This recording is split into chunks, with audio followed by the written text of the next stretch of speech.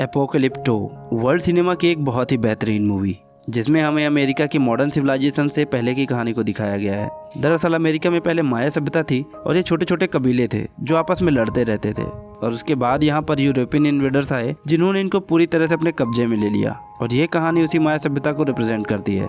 तो मूवी शुरू होती है और हमें एक कबीले को दिखाया जाता है जो जंगल में शिकार कर रहा होता है, और दरअसल ये कबीले आज भी पुराने रीति रिवाजों और पुराने तौर तरीकों से चलते हैं। इन्होंने जंगल में हर जगह पर फंदे लगाए होते हैं जिसकी जानकारी सिर्फ इनके ही कबीले के लोगों को होती है कि इनका फंदा कहाँ कहाँ पर लगा है। तभी उस सुअर का जिसका ये शिकार कर रहे होते हैं उसका पैर उसी फंदे की रस्सी से टकरा जाता है, और जैसे ही उसका पैर रस्सी से टकराता है सामने से एक बहुत ही बड़ा लकड़ी का टुकड़ा आता है जिसमें नुकीली नुकीली लकड़ियां लगी होती हैं और सुअर के शरीर में धंस जाती है। अब सुअर की मौत हो जाती है जिससे ये सब बहुत खुश हो जाते हैं।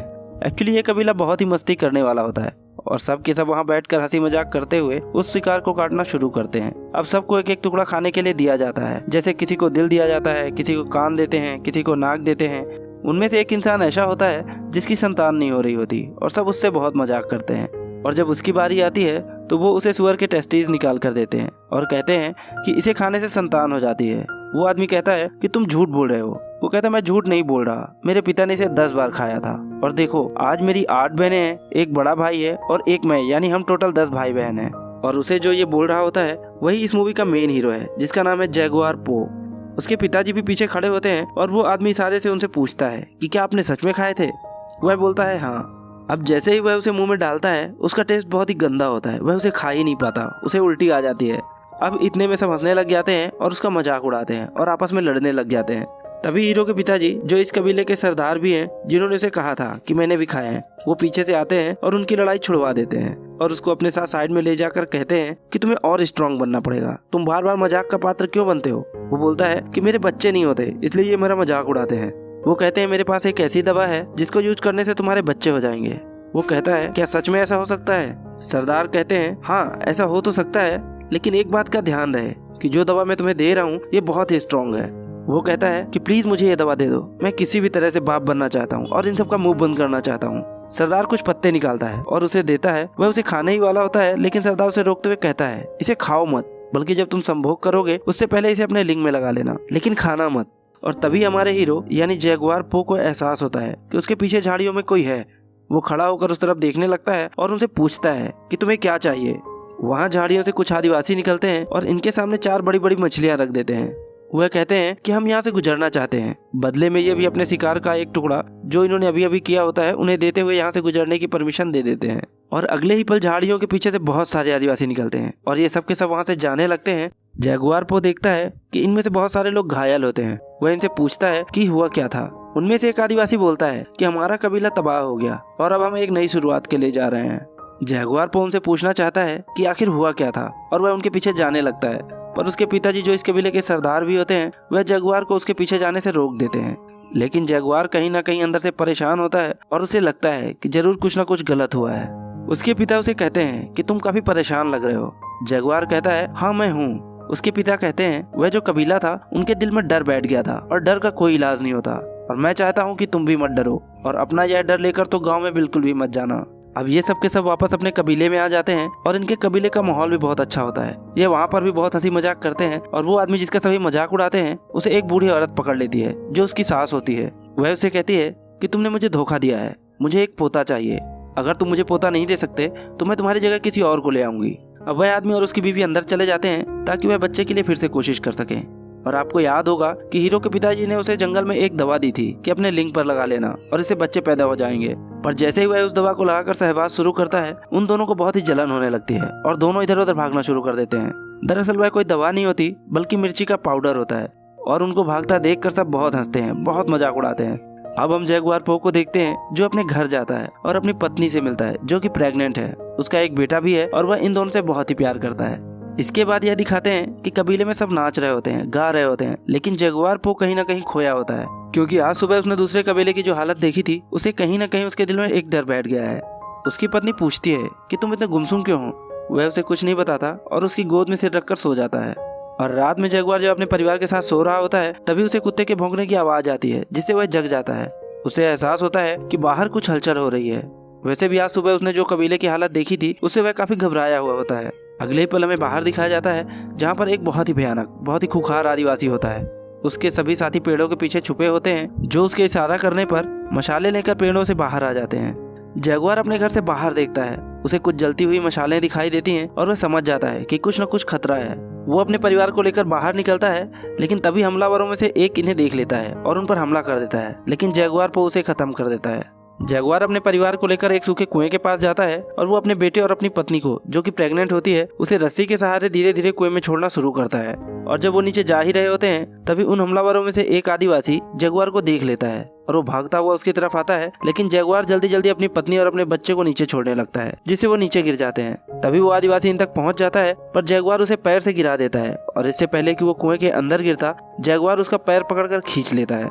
वो आदिवासी जो कुएं के अंदर गिर रहा होता है, वह देख लेता है कि जगुआर की पत्नी और उसका बच्चा अंदर है, और इससे पहले कि वो किसी को बताता, जगुआर उसे मार देता है। जगुआर अपनी पत्नी और अपने बच्चे से कहता है कि मुझे अपने लोगों की मदद के लिए जाना होगा। हालांकि उसकी पत्नी उसे जाने से मना करती है और उसे रोकती है, पर वो अपनी पत्नी से कहता है कि मैं वादा करता हूँ कि मैं वापस आऊंगा, और ये कहकर वो अपने लोगों की मदद के लिए चला जाता है। वहाँ पर जगुआर के लगभग सभी लोगों को बंदी बना लिया होता है और कई लोगों को तो मार भी दिया होता है। यहाँ पर एक बहुत ही खतरनाक आदिवासी होता है, जिसका नाम होता है मिडिल आय। वो अपने चाकू से जगुआर के ऊपर हमला करता है और जगुआर को मारने ही वाला होता है, पर जगुआर उसका चाकू पकड़कर उसी की तरफ मोड़ देता है, और इससे पहले कि वह उसे मारता, यहाँ पर इन सब का सरदार आ जाता है, जो जगुआर को बंदी बना लेता है। हालांकि मिडिल आय जगुआर को यहाँ पर मारना चाहता है, पर सरदार उसे रोकते हुए मना कर देता है और कहता है कि मुझे इसकी जरूरत है। जगुआर के पिता भी बंदी होते हैं और वह अपने पिता से कहता है कि मुझे माफ कर दो पिताजी। मिडिल आय ये बात सुन लेता है और उसे पता चल जाता है कि ये उसके पिता हैं, इसलिए वह जगुआर के सामने ही उसके पिता को मार देता है। इसके बाद वह जगुआर के ऊपर भी एक जोरदार वार करता है, जिससे वह बेहोश हो जाता है। और जब उसे होश आता है तो वह देखता है कि उसके सभी साथी यहाँ पर बंदी बने हुए हैं। जगुआर कुएं की तरफ देखता है, जहाँ पर उसकी प्रेग्नेंट पत्नी और उसका बेटा है। सरदार का बेटा उसे उस तरफ देखते हुए देख लेता है और वह कुएं के पास जाता है।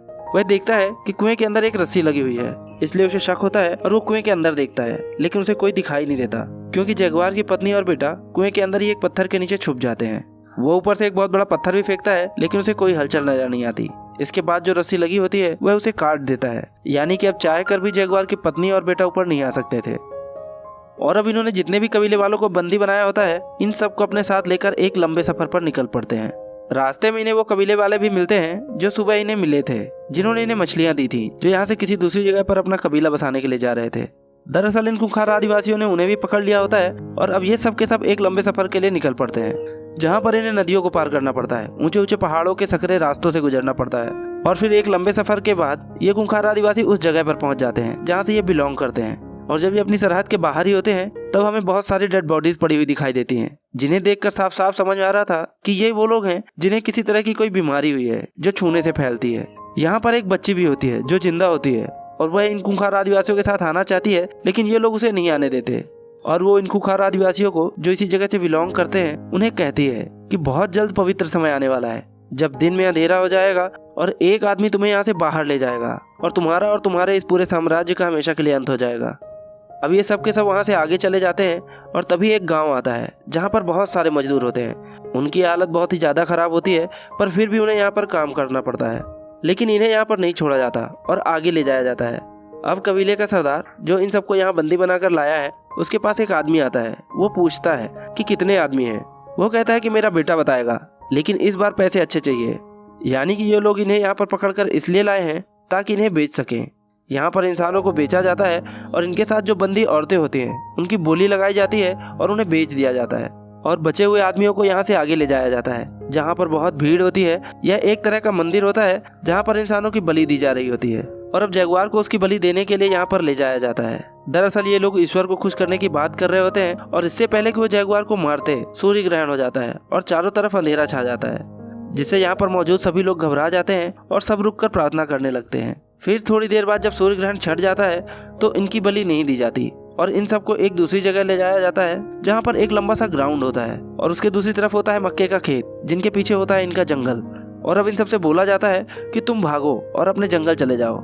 यहाँ पर वो सरदार जो इन सबको बंदी बनाकर लाया होता है, उसका एक बेटा भी होता है। उसका बेटा मक्के की झाड़ियों के पास चला जाता है ताकि कोई बच के ना भाग सके, और अब इन्हें एक एक करके भगाया जाता है, और पीछे से ये लोग इनके ऊपर भाले और अलग अलग हथियार फेंकते हैं ताकि इन्हें मार सकें। इनके कई साथी मारे भी जाते हैं, और अब जगुआर और उसका एक साथी भागते हैं। ये थोड़ा दिमाग लगाते हैं और जिग जैग पैटर्न में भागते हैं ताकि उनके बाढ़ से बच सकें, लेकिन जगुआर के साथी को तीर लग जाता है और वो मारा जाता है। और जगुआर जैसे ही ग्राउंड के लास्ट में पहुंचता है तभी एक तीर उसके आर पार हो जाता है, लेकिन वो मरा नहीं होता, वह जिंदा होता है। यहाँ पर कबीले के सरदार का बेटा जो इन झाड़ियों के पास खड़ा था वह जगुआर को मारने के लिए उसके पास आता है, और इससे पहले कि वह उसे मारता वहीं पर एक जख्मी आदमी होता है जो उसे गिरा देता है, लेकिन कबीले के सरदार का बेटा उसे मार देता है और इसके बाद वह चाकू निकाल कर जगुआर को मारने के लिए आता है। पर इससे पहले कि वह उसे मारता, जगुआर को जो तीर लगा हुआ था उसने उसकी नोक तोड़ ली थी और उसकी मदद से उसके गले को चीर देता है, जिससे सरदार के बेटे की मौत हो जाती है और जगुआर यहाँ से झाड़ियों में भाग जाता है। दरअसल ये खूंखार आदिवासी जगुआर और उसके कबीले वालों को सिर्फ अपनी प्रैक्टिस के लिए मार रहे होते हैं। अब जगुआर यहाँ से भाग जाता है और वो घायल भी होता है और भागते भागते एक गिरे हुए पेड़ के ऊपर जो कि ऊपर की तरफ जा रहा होता है उस पर चढ़ जाता है और छुप जाता है। दूसरी तरफ कबीले के सरदार का बेटा मर चुका होता है, जिससे वह पूरी तरह से बौखला जाता है और अब वह किसी भी तरह से जगुआर को खत्म करना चाहता है, इसलिए वो अपने साथियों के साथ जगुआर का पीछा करना शुरू कर देता है। ये सब के सब उस पेड़ के नीचे से गुजरते हैं जिसके ऊपर जगुआर होता है, लेकिन ये उसे देख नहीं पाते। और कुछ दूर जाने के बाद कबीले का सरदार अपने एक आदमी के कंधे पर खून देखता है जो कि उसका नहीं होता। वह समझ जाता है कि यह जगुआर का ही खून होगा जो कि किसी पेड़ के ऊपर है, इसलिए अब सबके सब वापस जगुआर को ढूंढने के लिए आते हैं। वहीं जिस पेड़ पर जगुआर होता है वो देखता है कि वहाँ पर एक जगुआर यानी जानवर का बच्चा होता है, और तभी उसकी माँ भी वहाँ पर आ जाती है और जगुआर पर हमला कर देती है। जगुआर अब भागना शुरू करता है और जिस तरफ वो कबीले वाले गए होते हैं उन्हीं की तरफ वह भागने लगता है। जगुआर अपनी पूरी तेजी से भाग रहा होता है और उसके पीछे खूंखार जानवर होता है, लेकिन इससे पहले कि वो जानवर जगुआर को पकड़ता, उसके और उस जानवर के बीच में एक कबीले वाला आदमी जो कि जगुआर को मारना चाहता है वो आ जाता है और वो जानवर उसे मार देता है। जगुआर यहाँ से तो बचकर निकल जाता है, लेकिन कबीले वाले अब भी लगातार उसका पीछा कर रहे होते हैं और एक मोमेंट ऐसा आता है जहाँ पर रास्ता खत्म हो जाता है। दरअसल ये बहुत ही ऊंचा झरना होता है और यहाँ से कूदने का मतलब शायद मौत है, लेकिन उसके पीछे भी मौत है, इसलिए जगुआर वहाँ से कूद जाता है। उसकी किस्मत अच्छी होती है कि वो बच जाता है और किनारे पर पहुँच जाता है, और जब वो ऊपर देखता है तो वहाँ पर कबीले का सरदार और उसके बहुत सारे आदमी उसे देख रहे होते हैं। जगुआर अब इन लोगों को ललकारता है क्योंकि वह अपने जंगल में आ चुका था जहाँ पर वो शिकार किया करता था। वह कहता है कि मेरे दादा ने यहाँ पर शिकार किया था, मेरे पिता ने यहाँ पर शिकार किया था, मैंने भी यहाँ पर शिकार किया और मेरे बच्चे भी यहाँ पर शिकार करेंगे, अगर हिम्मत है तो आ जाओ। ऊपर कबीले के सरदार के साथ एक आदमी होता है, वो कहता है कि हमें इसके पीछे नहीं जाना चाहिए, हमें वापस चले जाना चाहिए। दरअसल उसे उस बच्चे की भविष्यवाणी याद आती है जिसने उसे कहा था कि तुम सबका अंत होगा, एक आदमी आएगा जो तुम्हें तुम्हारे जंगल से बाहर ले जाएगा और इसके बाद तुम कभी वापस नहीं आओगे। सरदार उसे चाकू मार देता है, यानी कि वह अपने आदमी को ही मार देता है, और इसके बाद ये खूंखार आदिवासी एक एक करके वहाँ से कूदते हैं।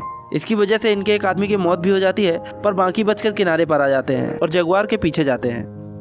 जगुआर वो आगे भाग रहा होता है और तभी अचानक एक दलदल में गिर जाता है। वह किसी तरह से अपने आप को उस दलदल से निकालता है और उसके पूरे शरीर पर कीचड़ लग चुका होता है।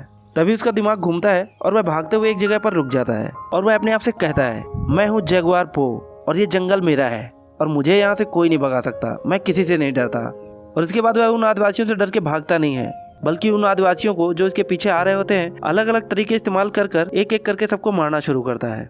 सबसे पहले वह उनके ऊपर मधुमक्खियां छोड़ता है और इसके बाद वह मेढक के जहर से एक आदमी को मार देता है, और तभी उसके सामने वो आदमी आ जाता है जिसने इसके पिताजी को मारा था, यानी कि मिडिल आई। जगुआर पो देखता है कि बीच में एक हथियार पड़ा हुआ है और मिडिल आई उसकी तरफ भागना शुरू करता है और वह भी उसकी तरफ भागना शुरू कर देता है। और जैसे ही जगुआर हथियार के पास पहुंचता है वह अपने घुटनों के बल घिसटता हुआ उस हथियार को उठा लेता है। मिडिल आई उस पर वार करता है लेकिन वह चूक जाता है, लेकिन जगुआर पो अपने वार से नहीं चूकता और वह उसे मार देता है। अब हम देखते हैं कि यहाँ पर बारिश होना शुरू हो जाती है और जगुआर पो की बीवी और बच्चा कुएं के अंदर होते हैं जहाँ पर लगातार पानी भर रहा होता है। उसकी पत्नी को अब यहाँ पर लेबर पेन भी शुरू हो जाता है, यानी कि किसी भी वक्त उसकी डिलीवरी हो सकती है, और जगुआर पो भागता हुआ कुएं तक पहुँच जाता है। उसके बीवी बच्चे उससे बोलते हैं कि हमें बाहर निकालो क्योंकि वह डूब रहे होते हैं, पर अब भी बचे हुए 3 आदिवासी उसके पीछे आ रहे होते हैं। उन तीनों में से 2 आदिवासी कुएं पर रुक जाते हैं क्योंकि वह देखना चाहते हैं कि कुएं के अंदर कौन है। वह उसके बीवी और बच्चों को देख लेते हैं, और कबीले का सरदार जो कि सबसे ज्यादा खूंखार है वह जगुआर के पीछे भाग रहा होता है, और जगुआर भागते भागते अचानक एक जगह रुक जाता है। जगुआर ने उसके बेटे को मारा था, इसलिए वह उसे दूर से ही तीर मारता है जो कि उसके दिल के थोड़ा सा ऊपर लगता है। जगुआर अब जख्मी हो जाता है, लेकिन फिर भी वह खड़ा होकर कबीले के सरदार को चैलेंज करता है। कबीले का सरदार अपना तीर कमान नीचे फेंक देता है और चाकू निकालता है और जगुआर की तरफ भागना शुरू कर देता है, और तभी उसका पैर किसी चीज से टकराता है। दरअसल ये वही फंदा होता है जो जगुआर और उसके कबीले वाले जानवरों को मारने के लिए लगाते थे। जिस तरह से इस कहानी की शुरुआत में भी उन्होंने एक सुअर को मारा था, और जैसे ही उसका पैर उस फंदे से टकराता है सामने से एक बहुत बड़ी लकड़ी आती है जिसमें बहुत नुकीली नुकीली लकड़ियां लगी होती हैं। वह उसकी छाती से टकराती हैं और उसके शरीर के आर पार हो जाती हैं, और कबीले के सरदार की यहीं पर मौत हो जाती है। अब जगुआर को यहाँ से भी भागना पड़ता है क्योंकि बचे हुए 2 आदमी इसी की तरफ आ रहे होते हैं। वहीं कुएं के अंदर दिखाया जाता है जहां लगातार पानी भर रहा होता है। जगुआर की पत्नी अपने बच्चे को बचाने की पूरी कोशिश कर रही होती है और इसी सर्कमस्टांसेस में वह एक और बच्चे को जन्म देती है। अब सीन शिफ्ट होता है और जगुआर पो को दिखाया जाता है जो भागते भागते समंदर किनारे पर पहुंचता है और यह काफी थक चुका होता है, इसलिए यह रुक जाता है और हैरानी से समंदर की तरफ देखने लगता है। अब वो 2 आदिवासी जो जगुआर को मारना चाहते थे वो भी यहाँ पर पहुंच जाते हैं, पर वह उसे नहीं मारते। वो भी समंदर की तरफ देखने लगते हैं। अब समंदर में हमें बड़े बड़े जहाज दिखाए जाते हैं जो यहाँ पर लंगर डाल रहे होते हैं और छोटी छोटी कश्तियों में कुछ लोग इनके टापू की तरफ आ रहे होते हैं। अब जगुआर को मौका मिल जाता है और वह भागते हुए कुएं के पास पहुंचता है जहाँ पर उसकी पत्नी और बच्चे डूबने वाले होते हैं, लेकिन वह अपने परिवार को बचा लेता है। अब अंत में हमें दिखाया जाता है कि जगुआर अपने परिवार के साथ जंगल में होता है और उसकी पत्नी समंदर में बड़े बड़े जहाजों को देखते हुए पूछती है कि क्या हमें उस तरफ जाना चाहिए। जगुआर कहता है हमें जंगल में जाना चाहिए ताकि हम एक नई शुरुआत कर सकें, और वो दोनों जंगल की तरफ चले जाते हैं। दरअसल इन बड़े बड़े जहाजों में जो लोग आए होते हैं वो यूरोपियंस होते हैं जो यहाँ पर इस टापू पर अपना कब्जा जमाने के लिए आए हैं, और इनके पास इतने आधुनिक हथियार होते हैं कि ये आदिवासी कबीले वाले जिन्हें माया सभ्यता कहा जाता है वो इनका मुकाबला नहीं कर सकते। और इसी के साथ ये मूवी खत्म हो जाती है। दोस्तों, एपोकलिप्टो वर्ल्ड सिनेमा की एक बहुत ही बेहतरीन मूवी है। इस मूवी में माया लैंग्वेज का यूज किया गया है जिसकी वजह से इस मूवी की भाषा किसी को समझ ही नहीं आती, लेकिन इसे इतने अच्छे से डायरेक्ट किया गया है कि इसमें भाषा की जरूरत ही नहीं पड़ती। इसलिए हम हर किसी को रेकमेंड करेंगे कि आप इस मूवी को एक बार जरूर देखें, क्योंकि ये कहानी अपने आप में ही एक मास्टरपीस है जो सन 2006 में रिलीज हुई थी और IMDb पर इसकी रेटिंग है 7.8।